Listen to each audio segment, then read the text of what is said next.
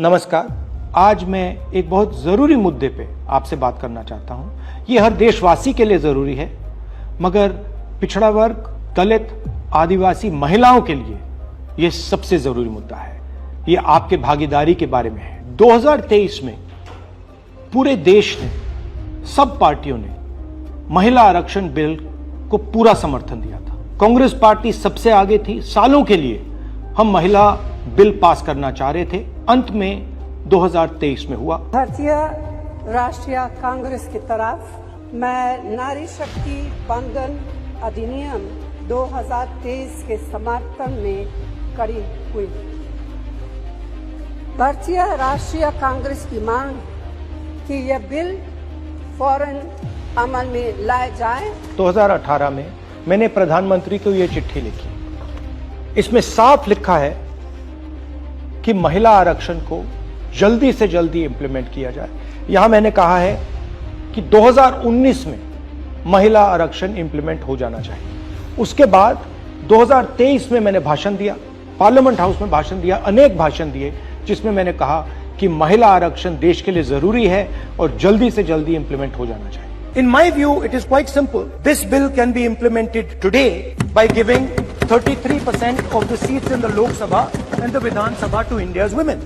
I would like to have seen OBC reservation included in this bill. I think it is very important that a large chunk of India's population, large chunk of India's women should have access to this reservation. And that is missing in this bill.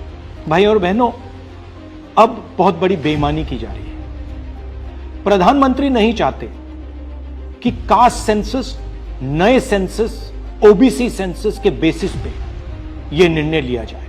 वो चाहते हैं कि 2011 का census use किया जाए, जहां पे पिछड़े वर्ग का नंबर है ही नहीं। वो आपकी जो भागीदारी है उसको आपसे छीनना चाहते हैं। हमारा कहना है नया सेंसस चालू हो गया है, आप कह रहे हो कि ओबीसी सेंसस आप कर रहे हो, तो उस सेंसस का प्रयोग करके आप महिला बिल क्यों नहीं पास कर रहे हो? हमारा जो विजन है एक बिल्कुल नया डेवलपमेंट का, विकास का पैराडाइम हम कास्ट सेंसस के माध्यम से लाना चाहते हैं। और हम सेंट्रल सवाल पूछ रहे हैं कि चाहे ओबीसीज हो, दलित्स हो, आदिवासी हो, उनकी देश में कितनी भागीदारी है। नरेंद्र मोदी, आरएसएस और बीजेपी घबरा गए हैं क्योंकि कास्ट सेंसस का डेटा आना शुरू हो गया है और उनको मालूम पड़ रहा है कि पिछड़ों की देश में सचमुच कितनी आबादी है। वो नहीं चाहते कि आपको अपनी सच्ची आबादी के बेसिस पर भागीदारी मिले। ये सिर्फ पिछड़े वर्ग के खिलाफ नहीं है,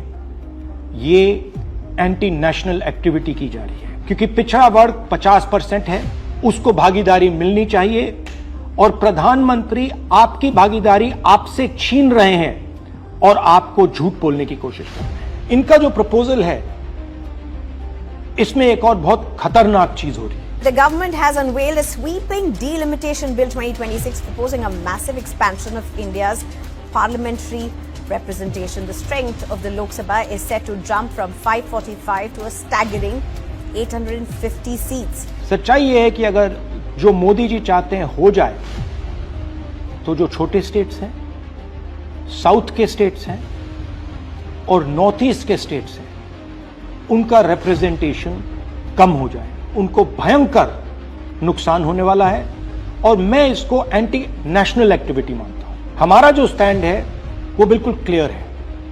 अगर आपको करना है तो ओबीसी सेंसस का जो डेटा है उसके बेसिस पे कीजिए, 2026 के सेंसस के बेसिस पे कीजिए, 2011 के सेंसस के बेसिस पे मत कीजिए, क्योंकि उसमें ओबीसी का, पिछड़े वर्ग का कोई डेटा नहीं है। और अगर आप सचमुच में वुमेन्स बिल इंप्लीमेंट करना चाहते हो तो आपके पास वुमेन्स बिल पड़ा हुआ है, उसको आप इंप्लीमेंट कीजिए, हम आपको पूरा समर्थन देंगे। मगर पिछड़े वर्ग, सदर्न स्टेट्स, छोटे स्टेट्स के खिलाफ हम आपको काम नहीं करने देंगे। मोदी जी, मैं समझता हूं कि आप देश को मैसेज देना चाहते हो कि आप प्रो वुमेन हो। मैं जानता हूं कि आप एप्स्टीन फाइल से घबराए हुए हो। 35 लाख फाइलें यूएस में बंद पड़ी हैं, चाबी ट्रंप जी के हाथ में है और आप उससे डरे हो। मगर यह तरीका नहीं। आप चाहते हो कि आपके मुताबिक सीटें बढ़ें, आपके मुताबिक डिलिमिटेशन हो और पिछड़े वर्ग को कुछ ना मिले। हम ये नहीं होने देंगे। पुराना डेटा नहीं चलेगा। 2026 कास्ट सेंसस का डेटा ही चलेगा। हम आपको पिछड़े वर्ग से चोरी नहीं करने देंगे। हिस्सा चोरी बंद करो।